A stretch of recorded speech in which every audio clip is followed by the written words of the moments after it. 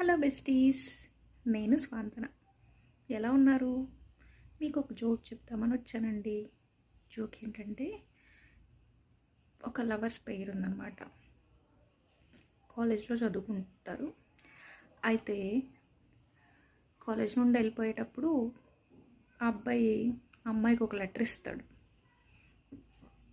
ఆ అమ్మాయి క్యాజువల్గా తీసుకొని బ్యాగ్లో పెట్టేసుకొని వెళ్ళిపోద్ది.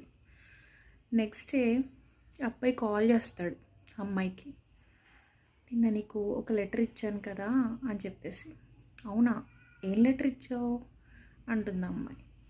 అయ్యో, కాలేజ్ నుండి వెళ్ళేటప్పుడు ఒక లెటర్ ఇచ్చాను కదా, నువ్వు కూడా తీసుకొని బ్యాగ్లో పెట్టుకున్నావు, ఆ లెటర్ చదవలేదా నువ్వు అని చెప్పేసి.